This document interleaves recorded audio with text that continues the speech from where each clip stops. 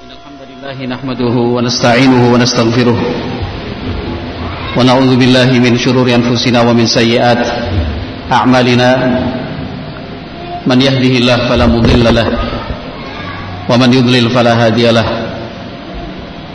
أشهد أن لا إله إلا الله وحده لا شريك له وأشهد أن محمدا عبده ورسوله صلى الله عليه وعلى آله وأصحابه ومن تبعهم بإحسان إلى يوم الدين. يقول الله عز وجل في كتابه الكريم: يا أيها الذين آمنوا اتقوا الله حق تقاته ولا تموتن إلا وأنتم مسلمون. ويقول سبحانه: يا أيها الذين آمنوا اتقوا الله وقولوا قولا سديدا يصلح لكم أعمالكم ويغفر لكم ذنوبكم ومن يطع الله ورسوله فقد فاز فوزا عظيما. فإن أصدق الحديث كتاب الله وخير الهدى هدى نبينا محمد صلى الله عليه وسلم وشر الأمور محدثاتها فإن كل محدثة بدعة وكل بدعة ضلالة وكل ضلالة في النار. Ma'asyiral muslimin rahimakumullah. Dari seluruh tinjauan faham komunisme sulit untuk dikatakan bisa mati atau hilang. Faham itu akan terus hidup dan dihidup-hidupkan oleh para pengagum dan juga para pengikutnya. Sebagai umat Islam, dengan membaca beberapa ayat Al-Quran maupun beberapa hadis Rasulullah SAW, kita juga harus selalu waspada, mempersiapkan diri sebaik-baiknya di dalam menghadapi faham atau ideologi komunis.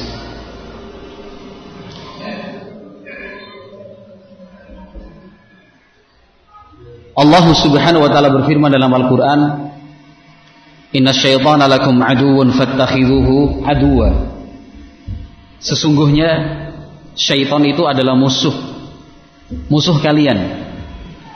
Fattakhidhuhu aduwa. Maka jadikanlah syaitan itu sebagai musuh kalian. Artinya syaitan memposisikan dirinya sebagai musuh bagi kita. Maka kita pun harus memposisikan syaitan sebagai musuh.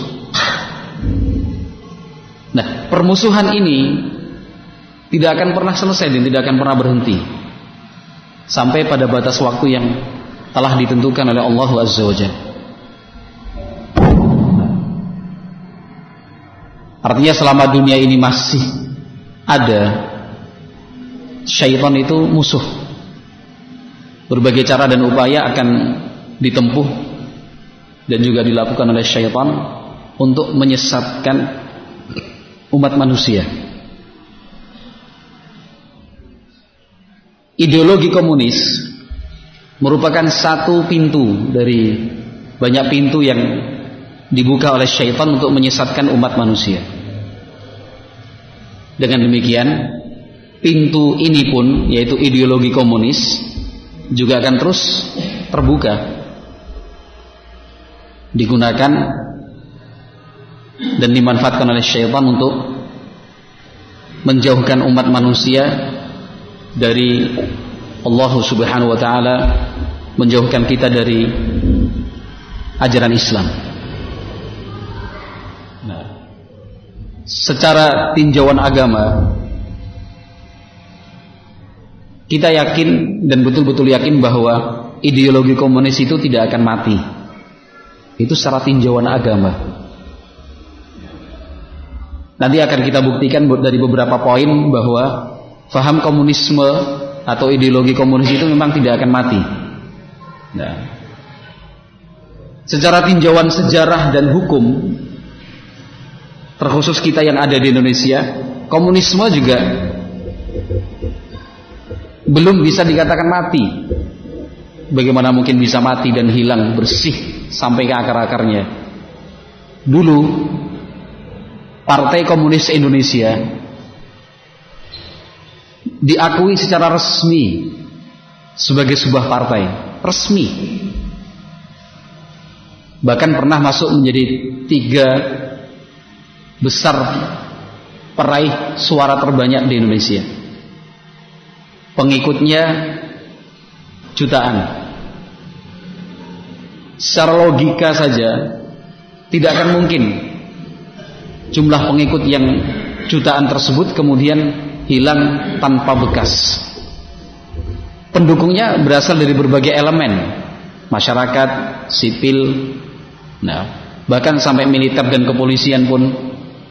Pada waktu itu ketika Partai Komunis Indonesia masih hidup legal dan resmi, para pendukung itu terang-terangan lawang resmi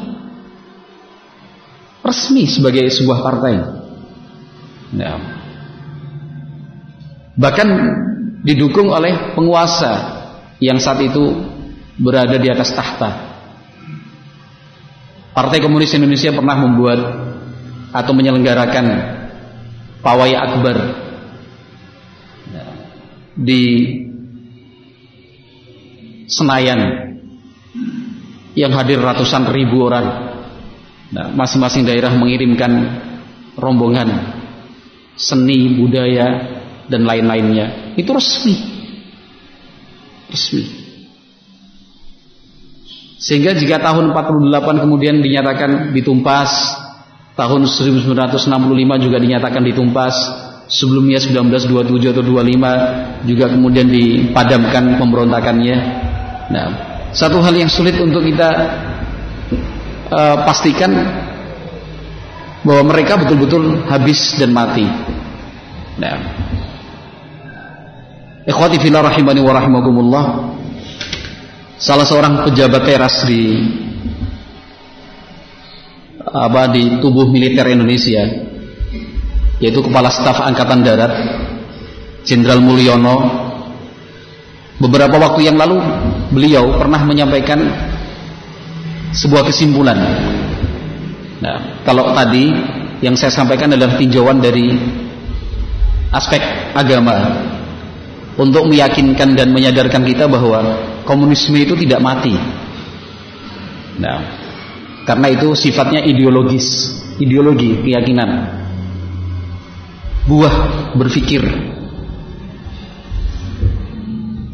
sehingga akan terus hidup. Buktinya sampai sekarang saja masih banyak yang menyuarakan, masih ada beberapa negara yang secara resmi mengusung paham komunisme sampai sekarang. Sehingga secara tinjauan agama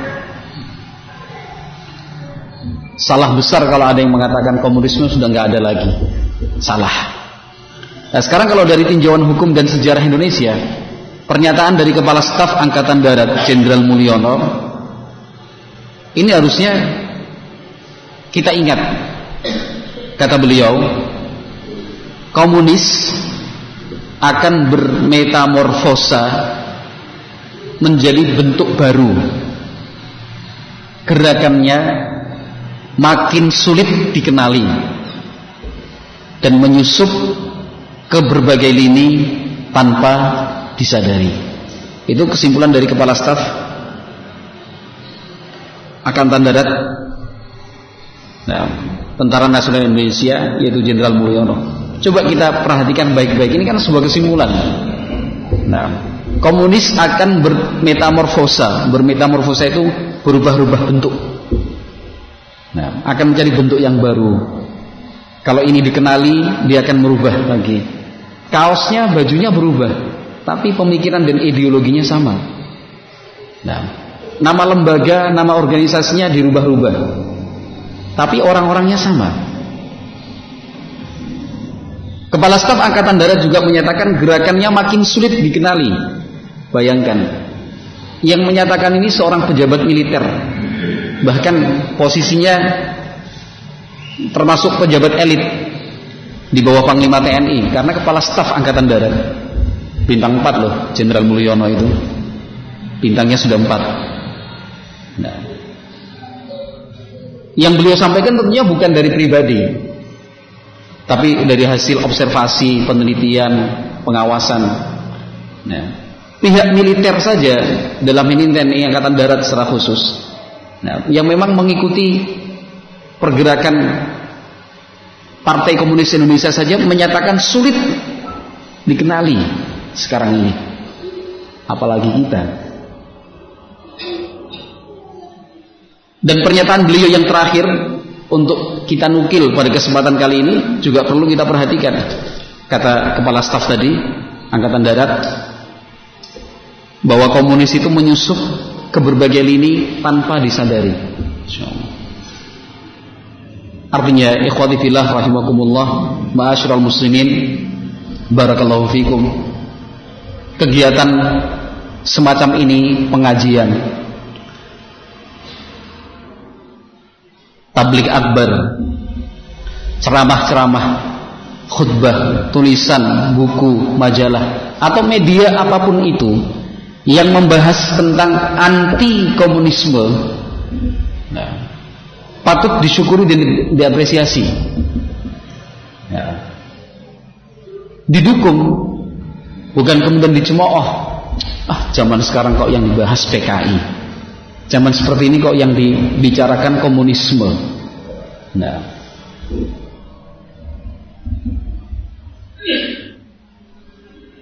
kegiatan seperti ini, ikhwati fillah barakallahu fikum, harus terus dijaga sebagai bukti bahwa ahlus sunnah salafiyin itu ketika menyampaikan ilmu tidak terbawa atau terseret oleh isu yang sedang booming, yang sedang panas.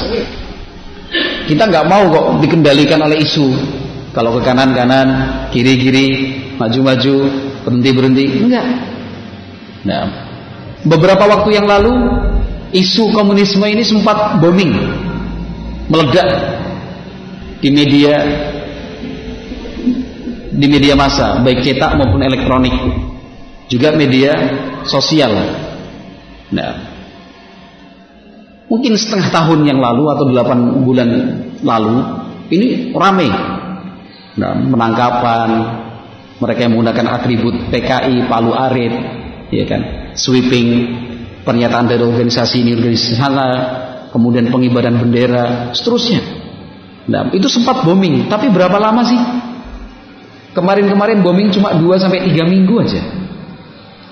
Nah, setelah media nasional tidak lagi memberitakan komunisme, mati. Nah, seakan-akan isu itu sudah selesai. Nah, masyarakat bangsa Indonesia secara umum tidak lagi menjadikan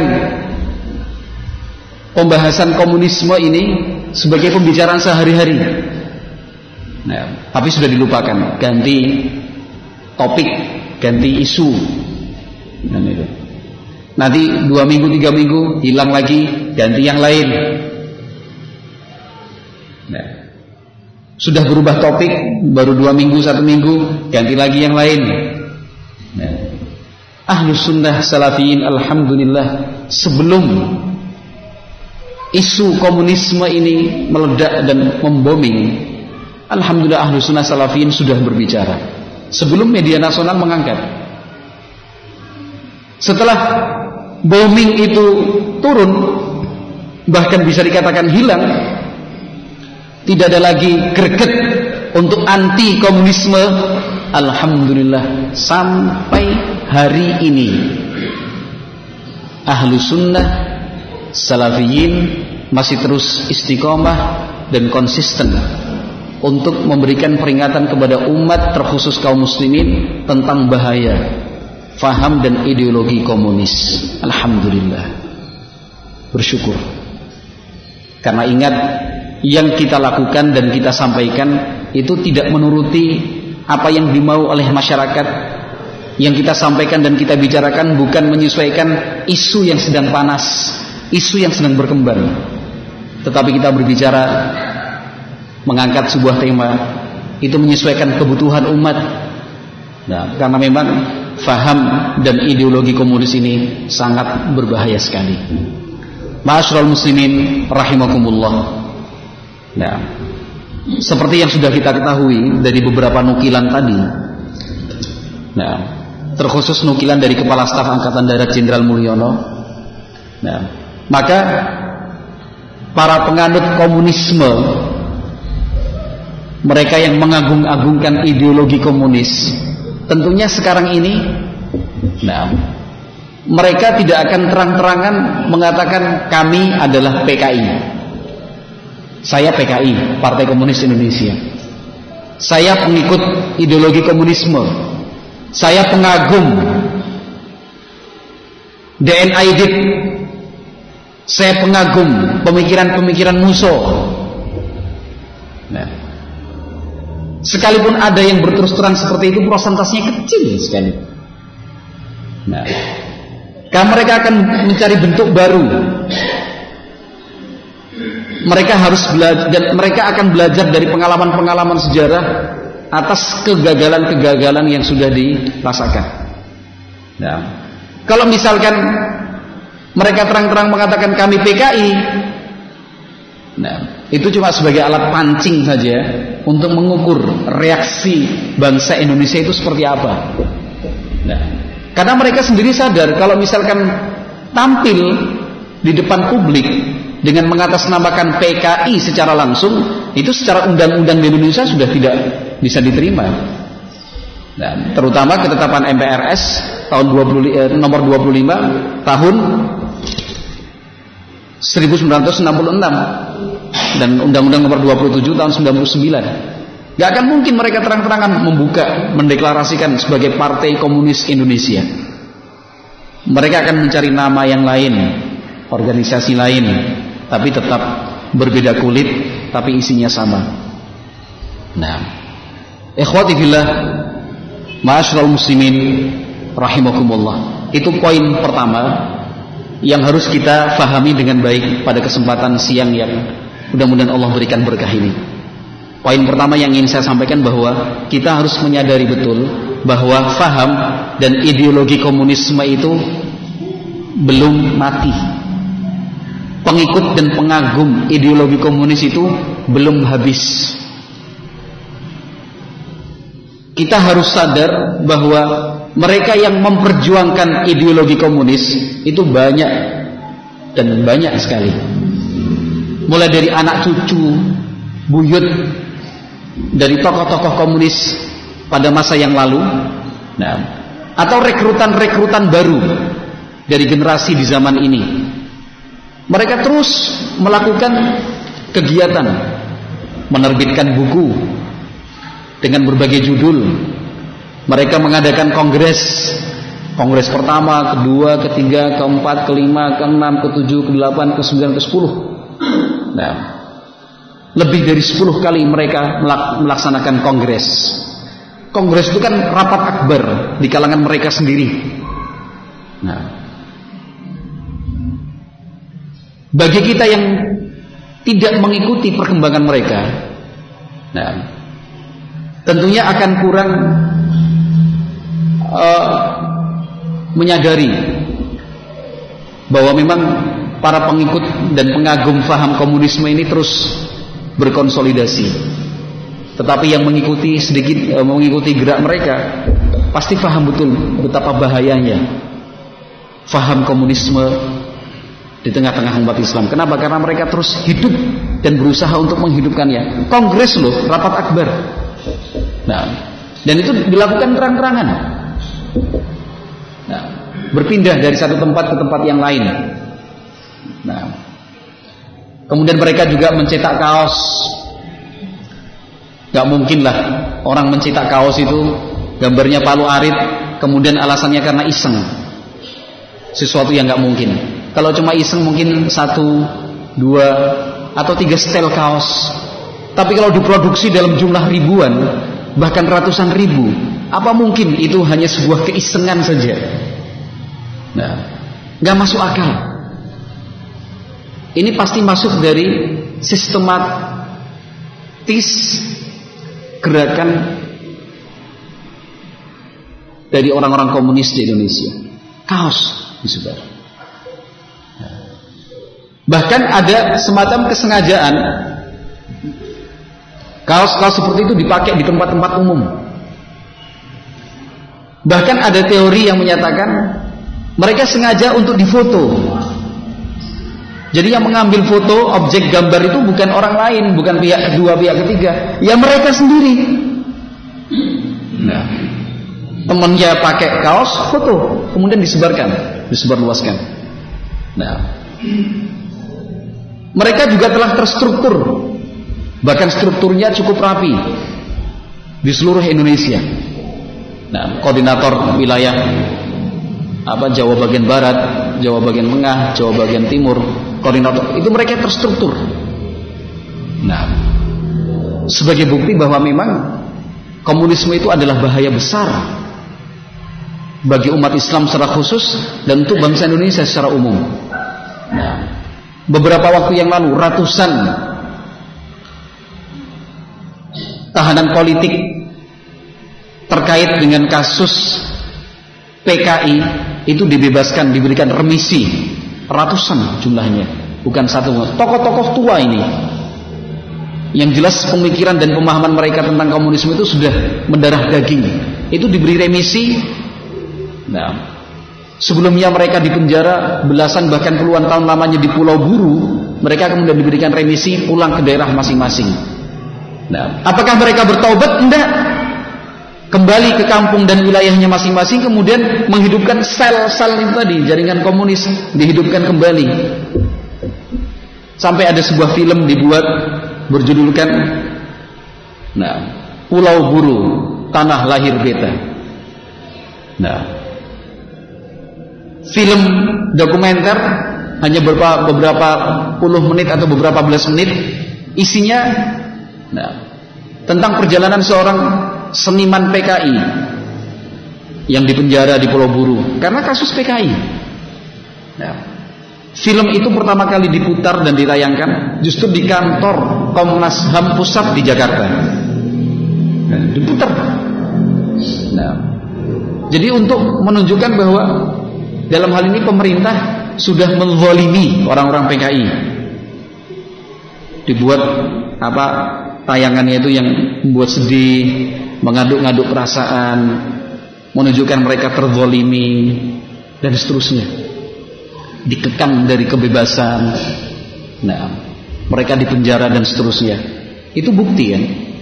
Belum lagi film-film yang lain, film senyap misalkan, mereka itu aktif membuat film. Nah, bukan kemudian dijual, tapi didistribusikan secara gratis di YouTube, di kampus-kampus, disebarkan memang secara gratis. Mereka sampai sekarang juga aktif di tribun internasional. Tribun internasional itu artinya momen-momen internasional, seperti sidang internasional di Belanda beberapa waktu yang lalu. Nah, mereka memperjuangkan agar pemerintah Indonesia meminta maaf kepada korban dari isu PKI tahun 65. Bahkan mereka menuntut pemerintah Indonesia memberikan kompensasi dalam bentuk uang atau yang semisalnya kepada keluarga korban PKI. Nah, itu aktif mereka sampai sekarang ini. Simposium-simposium juga diselenggarakan. Ikhwati fillah ma'asyiral muslimin rahimakumullah. Beberapa bukti yang telah saya sebutkan di depan tadi tentunya harus lebih menyadarkan kita bahwa komunisme itu adalah bahaya laten. Nah, bahaya laten itu bahaya yang sangat-sangat yang sangat-sangat tinggi tingkat bahayanya bagi kita umat Islam dan bagi bangsa Indonesia secara umum. Ikhwati fillah ma'asyiral muslimin rahimakumullah. Nah, oleh sebab itu tentunya persiapan yang paling baik untuk menghadang, membendung, bahkan kalau bisa melawan, bahkan kalau bisa lebih dari sekedar melawan, sampai berusaha untuk memadamkan api ideologi komunisme, atau sampai kita bisa mencabut akar-akar dari ideologi komunisme. Walhamdulillah, tidak ada cara terbaik kecuali dengan kita kembali kepada Al-Quran, kembali kepada sunnah Nabi Muhammad SAW dengan pemahaman as-salafus salih. Nah, tidak ada yang lebih maksimal hasilnya dibandingkan kembali kepada Al-Quran dan sunnah Nabi Muhammad SAW. Nah, tidak seperti yang dipahami sebagian orang. Untuk menghadapi komunisme dilakukan kegiatan fisik, latihan militer.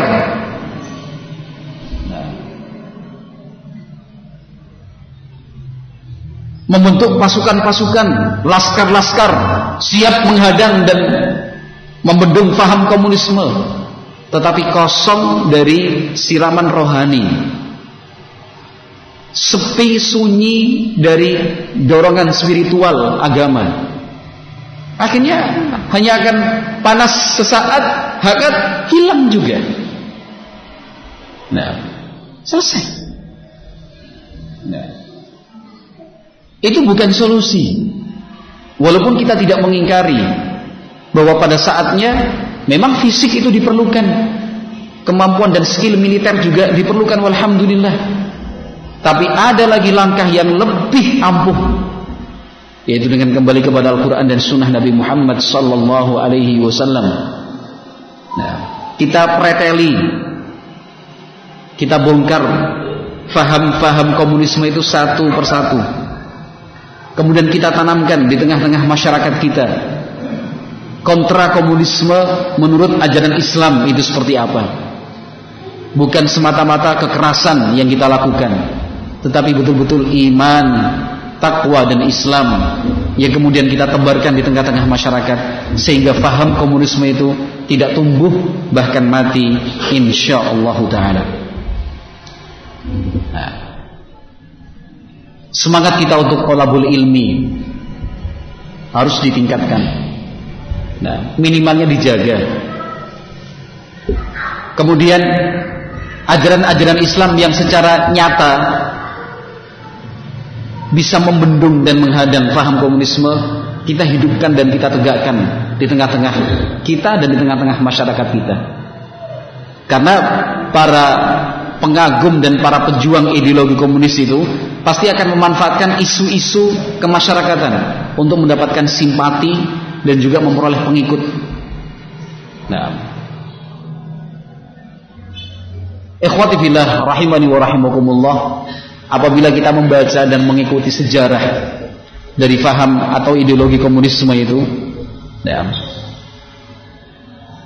muncul pertama kali sebagai sebuah faham yang diperkenalkan secara publik, itu kan berasal dari Eropa. Alasannya untuk mengimbangi faham kapitalis liberalis. Nah, pada waktu itu memang secara ekonomi ya, dan sosial di daratan Eropa, nah, yang berkuasa adalah orang-orang kaya dan punya modal, sementara kaum lemah seperti buruh, tani, nelayan, nah, itu tidak dianggap, bahkan diperbudak.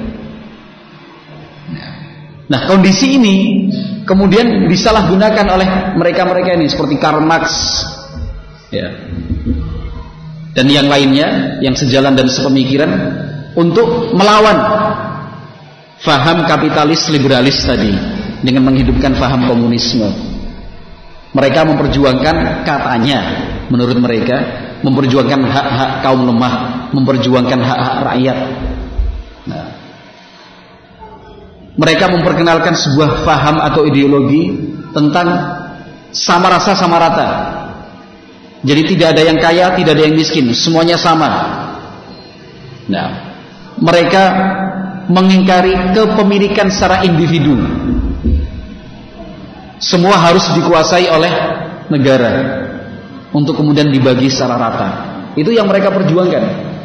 Nah, sehingga individu itu tidak boleh kok menguasai alat-alat produksi. Alat-alat produksi ya alat produksi pertanian, alat produksi industri dan yang lainnya. Tiap-tiap individu itu tidak boleh menguasai modal, karena modal itu yang mengatur adalah negara, penguasa dalam bahasa mereka. Nah, itu yang mereka perjuangkan. Nah, katanya untuk mengimbangi paham kapitalis liberalis. Nah, di sini kan akhirnya kita bisa menemukan satu titik tolak dari para pengikut dan pejuang ideologi komunis.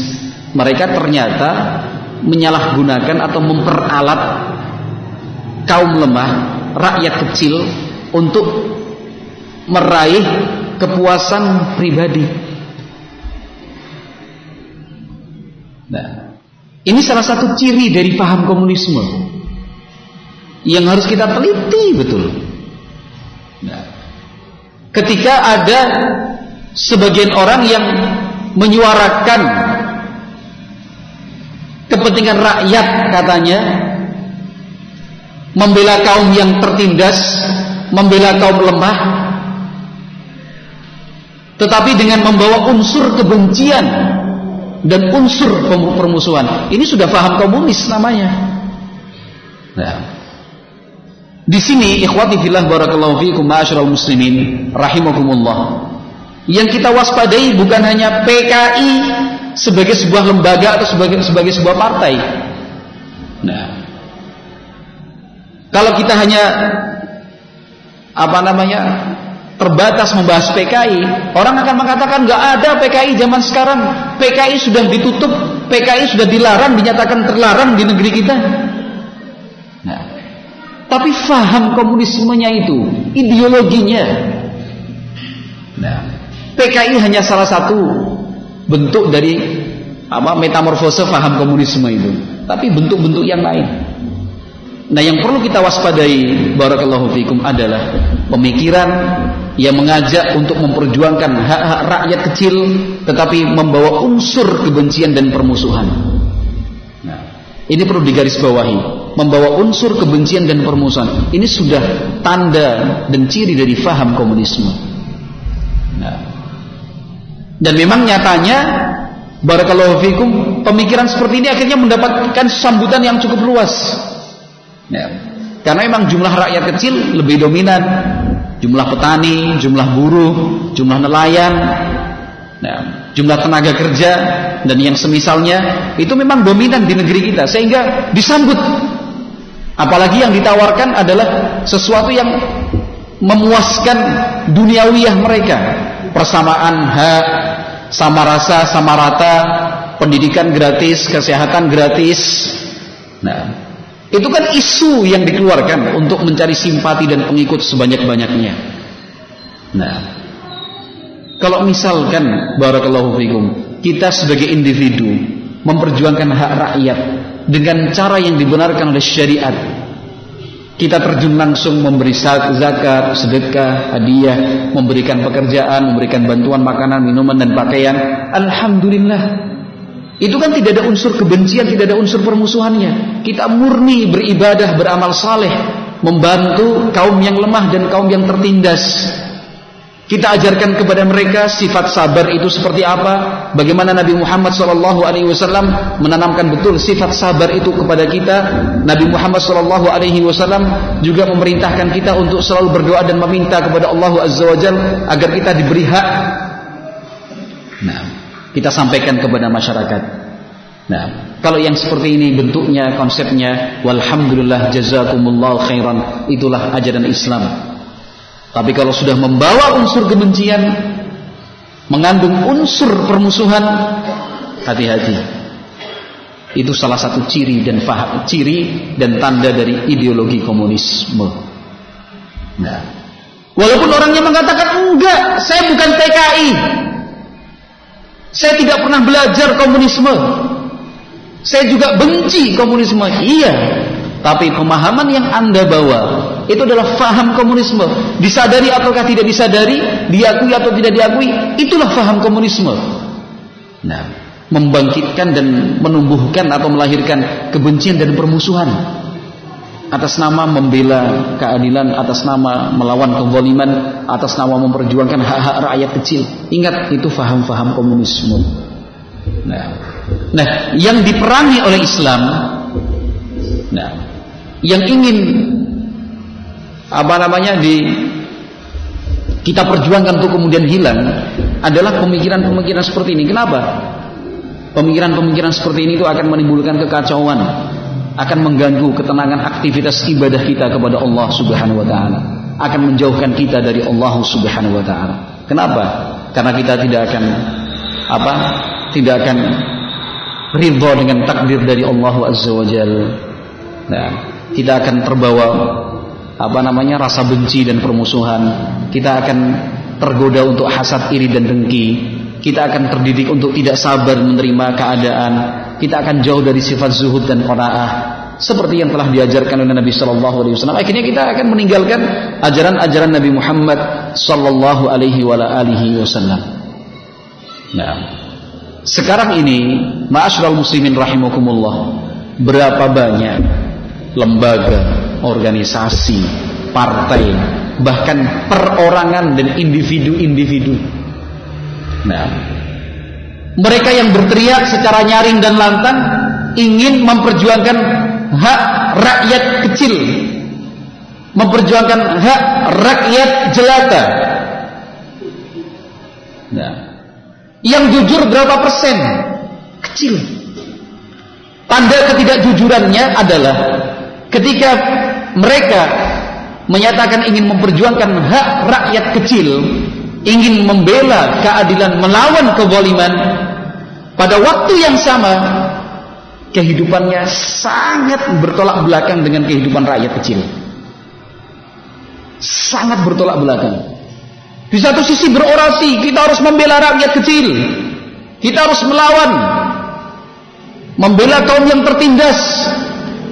Apa kita rela membiarkan saudara-saudara kita, bangsa Indonesia, kelaparan, kehausan, tidak ada pekerjaan, menganggur, teriak sana dia sini, lah dia sendiri jamnya harganya puluhan juta, bahkan ratusan juta. Dia pulang pergi dari rumah sampai tempat orasinya menggunakan mobil mewah. Dia sendiri makannya di restoran dan rumah makan yang mahal. Pakaian yang dia pakai berasal dari luar negeri. Nah, rumahnya gedung bertingkat. Itu pada waktu yang sama. Barakallahu fiik. Itu sudah tanda ketidakjujuran. Nah, siapa sih yang betul-betul memperjuangkan rakyat kecil dan betul-betul berasal dari rakyat kecil dan dia juga ikut merasakan apa yang dirasakan rakyat kecil? Sulit untuk menemukan contoh orang seperti itu yang katanya memperjuangkan rakyat kecil tapi kehidupannya persis seperti rakyat kecil. Yang rakyat kecil masih ada yang jalan kaki, menggunakan sepeda ontel, daerahnya mungkin belum mendapatkan listrik, kekurangan air. Itu yang dia perjuangkan, tapi dia sendiri hidupnya dalam kemewahan. Itu bukti sederhana bahwa mereka tidak jujur. Nah, katakan ada 1, 2, 3 atau beberapa orang yang terlihat jujur. Wah, beda Ustadz dengan yang itu. Orang itu memperjuangkan rakyat kecil tapi memang hidupnya kita saksikan mau bergabung dengan kami rakyat kecil ini. Nah, berapa lama setelah punya kedudukan, punya nama, rakyat kecil ditinggalkan. Rakyat kecil tidak lagi dikunjungi. Yang para petani dan buruh sudah dilupakan, asyik dengan kehidupan barunya. Nah, maka kita sebagai umat Islam harus hati-hati dan waspada. Kalau ada isu, pemikiran, informasi, berita, orang berbicara, stiker, atau media apapun itu, nah, yang membahasakan ingin membela dan memperjuangkan hak-hak rakyat kecil, tetapi mengandung unsur kebencian dan permusuhan, benci kepada penguasa, menebarkan benci dan permusuhan kepada pemerintah, menjatuhkan nama baik dan wibawa pemerintah. Ingat, itu sudah ciri-ciri komunis. Nah, semua kebijakan pemerintah dikritik. Wah, kebijakan ini tidak pro rakyat, kebijakan ini merugikan rakyat, kebijakan seperti ini cuma untuk menyenangkan sebagian kalangan, ini cuma untuk kroni-kroninya saja, demi kepentingan pribadinya, masuk kantong sendiri. Nah, ini sudah, ini tanda-tanda pengikut dan penganut faham komunisme begitu. Nah, memperjuangkan rakyat kecil dalam bahasa dia, tapi pada waktu yang sama membangkitkan kebencian dan permusuhan kepada yang kaya, kepada penguasa dan kepada pemerintah. Bisa dipahami?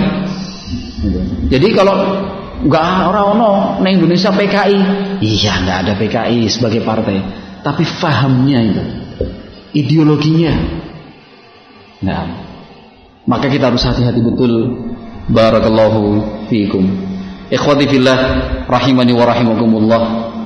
Nah, kalau di dalam Islam banyak sekali ayat-ayat Al-Qur'an maupun hadis-hadis Nabi Muhammad sallallahu alaihi wasallam, nah, yang mengajarkan kepada kita jalan lurus yang terang benderang itu seperti apa. Nah, tidak ifrat juga tidak tafrit, tidak ekstrim kanan juga tidak ekstrim kiri, tidak menganut paham kapitalis liberalis juga tidak menganut paham komunisme sosialisme. Nah, Islam jalannya tengah, adil. Kalau kita perhatikan konsep Islam, Islam menghargai kepemilikan harta. Anda mau kaya, silahkan sekaya-kayanya. Anda punya harta, dilindungi kepemilikan harta tersebut.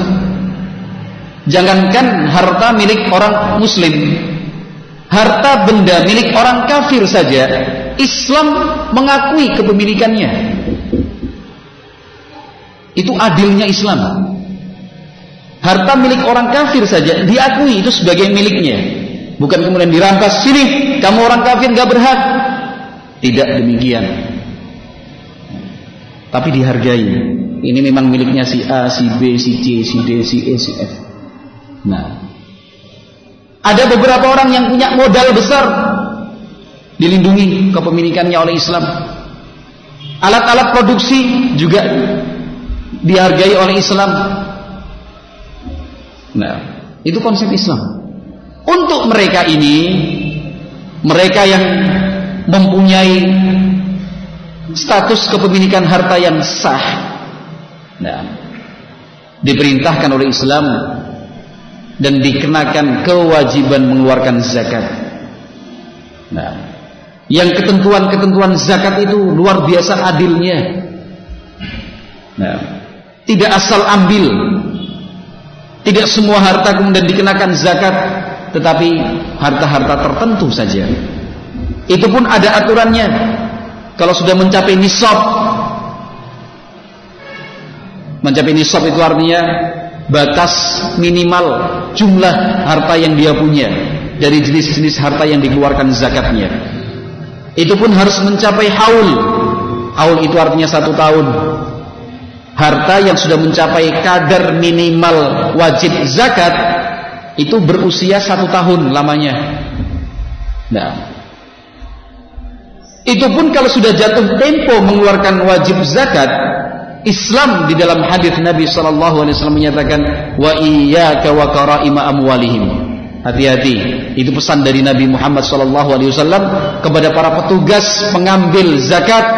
Kata Nabi SAW, wa iyyaka wa karaima amwalihim. Hati-hati, jangan sampai engkau mengambil harta dari mereka dan statusnya paling bagus. Tidak boleh. Nah, tapi yang sedang-sedang saja, nah, yang biasa. Nah, bukan yang harta terbaik milik dia, yang paling berharga milik dia yang diambil, tapi yang sederhana, yang pas, sesuai dengan kadar atau nilai zakat yang wajib untuk dikeluarkan. Ini Islam.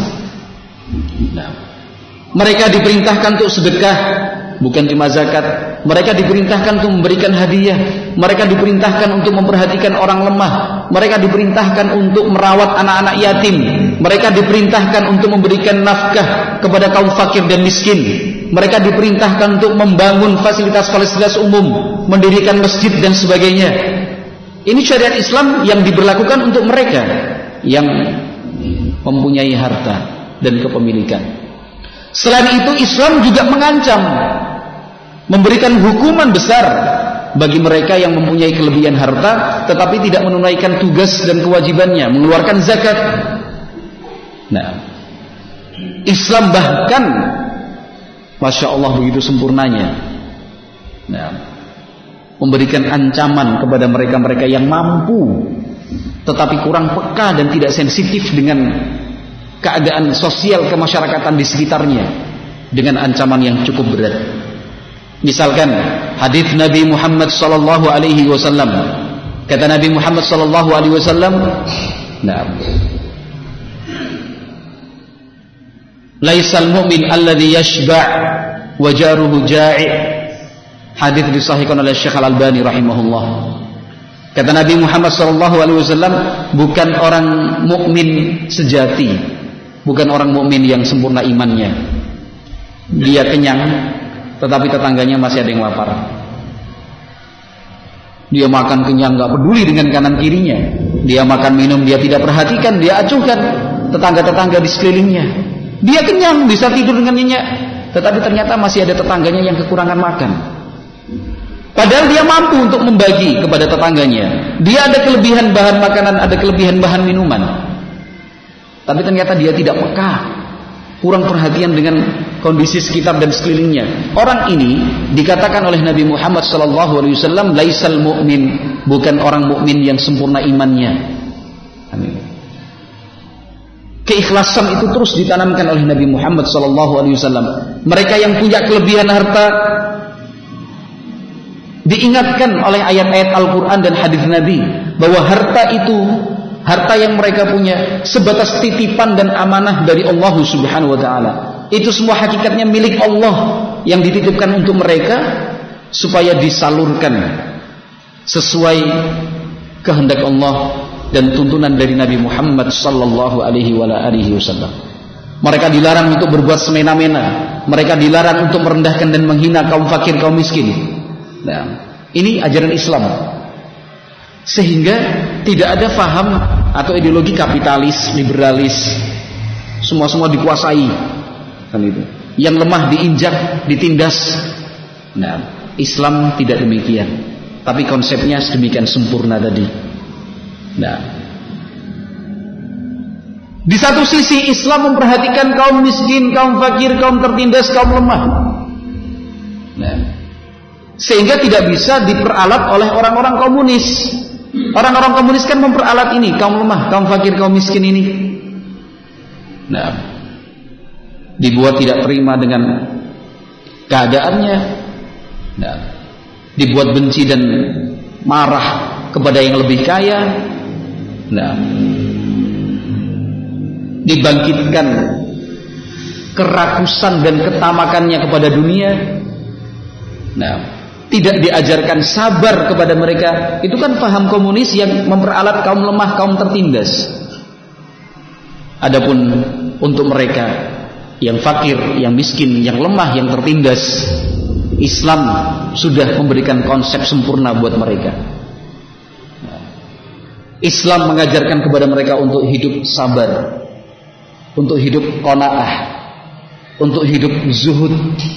Bahkan bukan hanya teori. Rasulullah sallallahu alaihi wasallam, Nabi Muhammad alaihi salatu wasallam juga menjalani kehidupannya bersama dengan mereka orang fakir dan orang miskin. Nabi Muhammad bukan cuma memberikan hiburan atau menyabarkan sahabatnya yang fakir dan miskin. Nabi Muhammad pun kehidupannya sangat sederhana dan serba kekurangan. Nah, Nabi Muhammad SAW bagaimana menjalani kehidupan sehari-hari? Lapar sampai kemudian perut beliau diikat dengan batu bata, ya, untuk menahan lapar. Nabi Muhammad SAW selama 2 bulan berturut-turut dapurnya tidak beraktivitas hanya karena hadiah dari tetangga-tetangganya. Nabi Muhammad SAW sering berpuasa, ya. Nabi Muhammad SAW barang dan perkakas rumah tangganya kecil, sedikit dan minim sekali. Pakaian beliau pun demikian, sederhana sekali.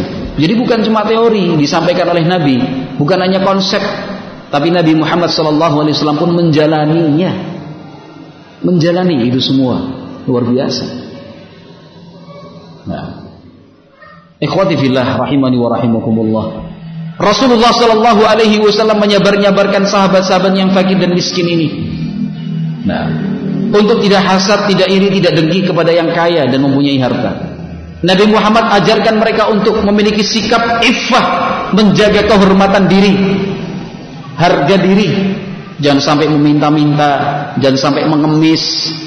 Nah, jangan sampai menunjukkan saya butuh, saya perlu. Nah, tapi hidup mandiri, hidup dari atas kaki sendiri, bekerja, berbuat, nah, menerima apa adanya.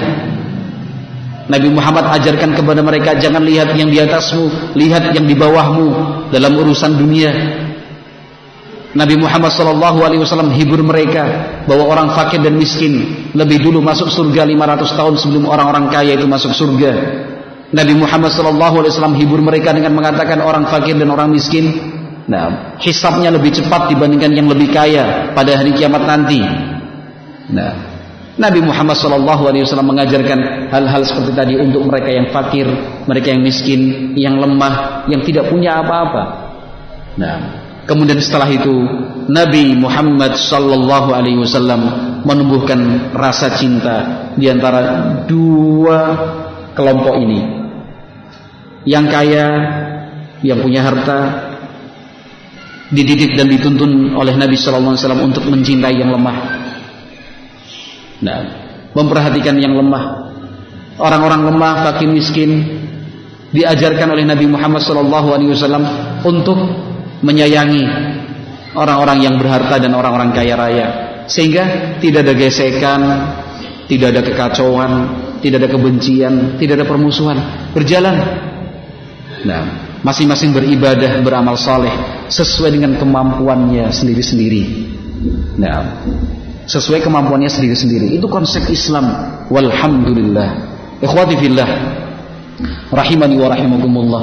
Dengan demikian, ideologi komunisme itu adalah ideologi yang sangat bertentangan dengan Islam. Nah, karena pada dasarnya ideologi komunisme itu, nah, menghalalkan segala cara yang mereka gunakan dan mereka tempuh adalah menebarkan kebencian dan permusuhan. Sementara Islam adalah agama damai, kasih sayang dan rahmatan lil alamin. Nah, sekarang kita belajar dari fakta, belajar dari sejarah, betapa mereka, para pemikir dan pencetus faham-faham komunisme, sampai pada tingkatan negara yang menganut ideologi komunisme, apakah sesuai dengan isu yang mereka perjuangkan? Ataukah justru sebaliknya, mereka hanya memperalat orang-orang lemah, memperalat rakyat kecil untuk mencari kepuasan pribadi atas nama membela keadilan, atas nama membela hak-hak rakyat kecil? Nah, ternyata fakta membuktikan bahwa mereka yang memperjuangkan rakyat kecil dengan mengusung faham dan ideologi komunisme, nah, justru mereka adalah orang yang paling pertama, nah, meninggalkan isu yang mereka perjuangkan. Nah, kalau di Indonesia kita kenal nama DN Aidit. Ada yang mengatakan DN itu di Nusantara Aidit, ada yang mengatakan Ja'far siapa dan seterusnya.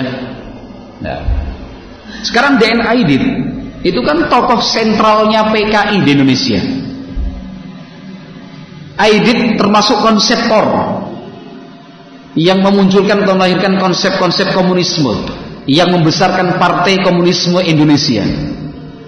Nah, Partai Komunisme Indonesia PKI itu kan secara zahirnya memperjuangkan rakyat kecil, melawan tuan tanah, melawan lintah darat, kalau bahasa mereka dulu 7 setan desa, ya kan?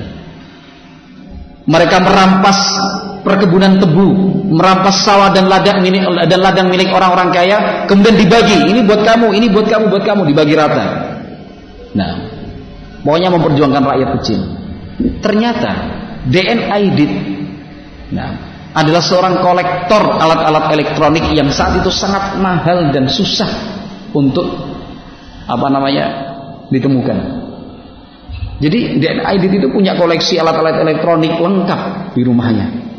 Ya, katanya membela rakyat kecil, katanya membela rakyat tertindas, tapi dia sendiri memperkaya diri DN Aidit itu. Nah, contoh yang lain Mao Zedong atau kita sebut juga dengan Mao Zedong. Nah, penggagas faham komunisme yang kemudian terkenal dengan Maoisme di Cina. Nah, ternyata dia sendiri mempunyai puluhan villa. Nah, di tiap villa itu ada kolam renangnya.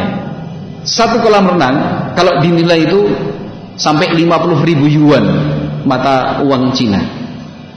Nah, padahal pada pemerintahan Mao Zedong ini, korupsi yang dilakukan oleh pegawai di atas 10.000 yuan, kalau dia melakukan korupsi di atas 10.000 yuan dihukum mati, eksekusi. Nah, dia sendiri punya puluhan villa, tiap villa itu ada kolam renangnya, nilai kolam renang itu 50.000 yuan. Akhirnya kan cuma memperalat rakyat kecil aja. Wah, rakyat kecil, buruh, tani. Dia sendiri bukan buruh, dia sendiri bukan tani. Rumahnya bukan seperti milik seorang buruh, seorang petani. Rumahnya istana megah. Joseph Broz Tito dari Yugoslavia punya kapal mewah. Nah, pribadi panjangnya 117 meter. Nah, padahal dia adalah penggerak faham komunisme di Yugoslavia. Nah, itu kalau kita melihat contoh-contoh per individu, per orang. Nyatanya memang mereka hanya memperalat rakyat kecil. Mereka memperalat rakyat kecil. Kalau kita ingin memberi contoh dari sebuah negara, yang paling dekat sekarang adalah Korea Utara. Nah, Korea Utara termasuk negara yang masih memegang prinsip komunisme, sosialis, walaupun dalam beberapa bidang ekonomi mereka sudah prinsipnya ke liberalisme. Nah, tetapi secara resmi mereka menganut faham komunisme. Korea Utara, yang sekarang pemimpin tertingginya Kim Jong Un, ya kan? Kim Jong Un. Korea Utara dilihat dari semua aspek, walaupun katanya di sana itu pendidikan gratis, kesehatan gratis, semuanya ditanggung oleh negara. Nah, tetapi tindak kejahatan yang terjadi di Korea Utara sangat tinggi sekali. Nah, badan-badan independen internasional juga memberikan hasil penelitian bahwa Korea Utara itu adalah negara yang paling buruk perlakuannya terhadap penduduk. Pemerkosaan, pembunuhan, penganiayaan, pemaksaan untuk menggugurkan janin, itu Korea Utara. Nah, jadi omong kosong itu kalau untuk membela rakyat kecil. Negara-negara komunis seperti Kuba, Soviet, Rusia sekarang, atau juga Korea Utara, mereka cuma partainya satu. Kalau ingin melihat dari sisi kepartaian, nah, nggak boleh ada partai lain, partai cuma satu.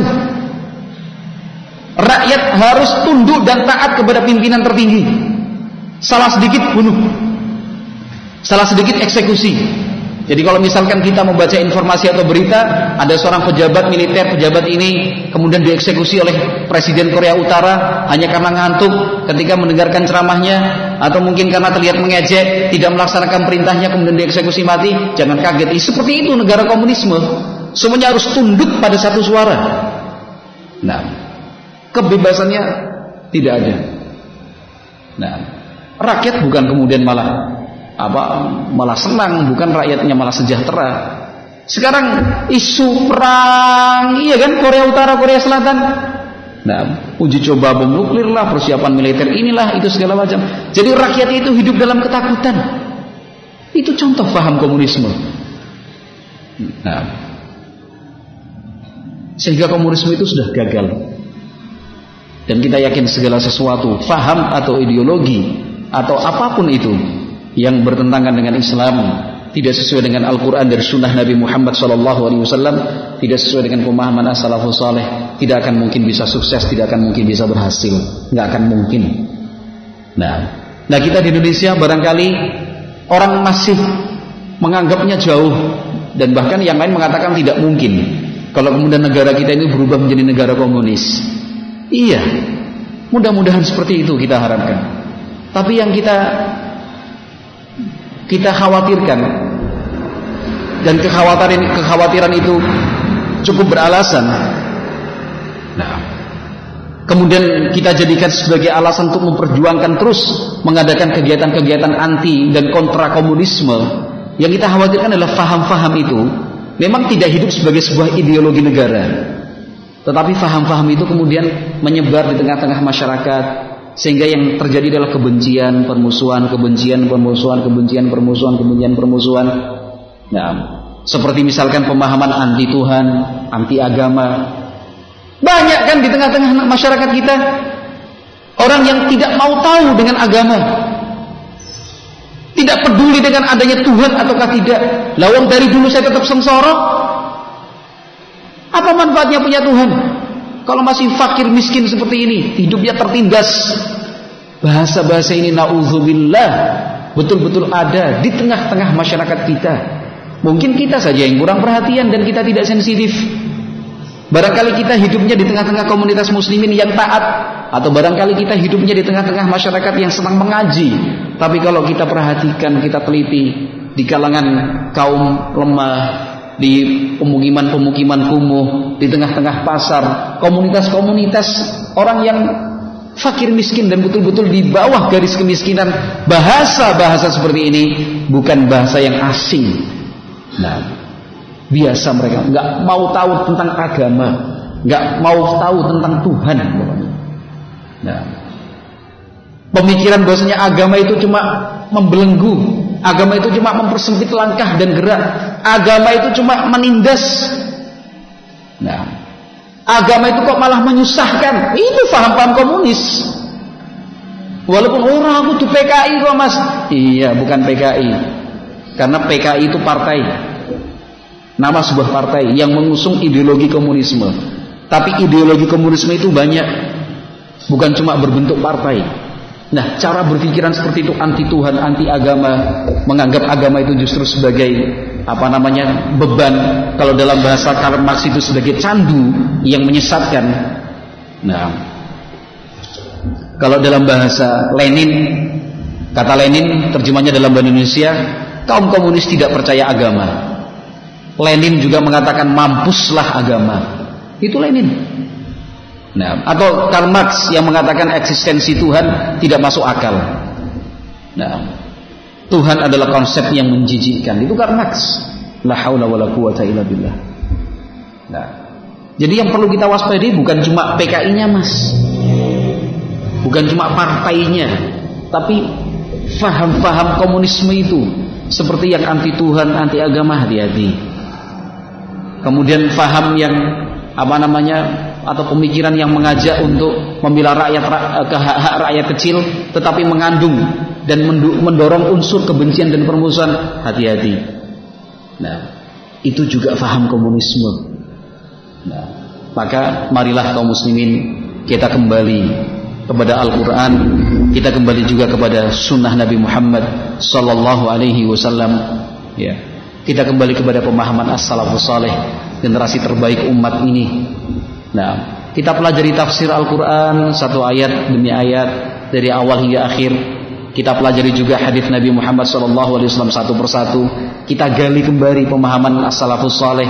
Kemudian kita dakwahkan, kita sampaikan kepada tetangga kita, keluarga kita, kerabat kita, masyarakat kita, teman-teman dan sahabat kita. Kita ajak mereka, sehingga mereka tidak termakan dan tidak menjadi korban dari faham komunisme atau faham dan ideologi sesat lainnya. Sehingga masyarakat kita, kaum muslimin, adalah masyarakat yang sabar, syukur. Tidak ada benci, tidak ada permusuhan di kalangan mereka. Semuanya saling menghormati, saling menghargai. Yang kaya memperhatikan yang lemah, yang lemah berusaha untuk menjaga harga diri. Nah, tidak kemudian minta mengemis. Nah, tapi sama.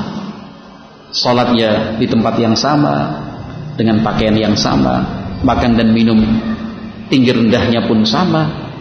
Nah, bukan kemudian yang kaya lebih tinggi, yang miskin lebih rendah. Tidak, karena semuanya adalah wa kunu ibadallahi ikhwana. Itu pesan dari Nabi Muhammad SAW. Wa kunu ibadallahi ikhwana. Jadilah kalian hamba-hamba Allah yang saling bersaudara. Nah, kalau memang ingin berbuat untuk agama kita, agama Islam, kalau memang kita ingin berbuat untuk negara kita, negara Indonesia, maka cara yang terbaik adalah pelajari Islam itu dengan sebaik-baiknya. Pelajari Islam dengan sebenar-benarnya. Karena dengan mempelajari Islam sebaik-baiknya, mempelajari Islam sebenar-benarnya, insya Allah akan menjadi sebuah senjata dan benteng yang kokoh, sehingga kita tidak akan mudah menjadi korban dari faham-faham sesat seperti faham komunisme atau faham-faham yang lainnya. Wallahu a'lam bishawab. Tidak perlu panjang lebar karena masalahnya sudah cukup jelas. Mau diperpanjang juga sudah cukup. Apalagi dari pemaparan yang sudah disampaikan oleh Al-Ustaz Aib Syafruddin hafizahullahu ta'ala tadi. Maka dengan demikian kita bisa menyatakan sebagai umat Islam bahwa umat Islam umat Islam Indonesia sangat tidak setuju dengan faham komunisme dan ideologi komunisme, dan juga tidak setuju dengan faham radikalisme terorisme. Nah, karena kalau tidak disampaikan itu juga mungkin orang akan salah paham bahwa itu kan orang-orang radikalis kanan saja. Enggak. Kita sebagai umat Islam anti terorisme, anti anarkisme. Nah, sebagaimana kita juga anti radikalis kiri, anti komunisme, anti sosialisme, kita semuanya, karena semua itu tidak sesuai dengan ajaran Islam. Nah, tidak sesuai dengan ajaran Islam. Kita mendukung semua upaya pemerintah, terutama dari aparat keamanan TNI dan Polri, untuk tidak membiarkan faham radikalisme kanan dan faham radikalisme kiri untuk hidup di Indonesia. Kita dukung penuh. Nah, kita sangat mendukung. Kita selalu mendoakan agar pemerintah Indonesia senantiasa mendapatkan taufik dan hidayah dari Allah Subhanahu wa taala, sehingga memberikan banyak kemudahan bagi umat Islam untuk mempelajari dan mengamalkan ajaran-ajaran Islam. Kita juga senantiasa mendoakan agar pemerintah Indonesia selalu mendapatkan taufik dan hidayah dari Allah Azza wa Jalla, sehingga muncullah pemimpin-pemimpin yang adil, amanah, terpercaya. Nah, kita doakan mudah-mudahan pemerintah Indonesia dijauhkan dari orang-orang yang berencana jelek, orang-orang yang punya niatan jahat terhadap bangsa Indonesia, terkhusus kepada umat Islam di Indonesia. Mudah-mudahan Allah Subhanahu wa taala kabulkan itu semua. Walhamdulillahirabbil alamin. Subhanakallahumma wa bihamdik asyhadu an la ilaha illa anta astaghfiruka wa atubu ilaik. Assalamualaikum warahmatullahi wabarakatuh.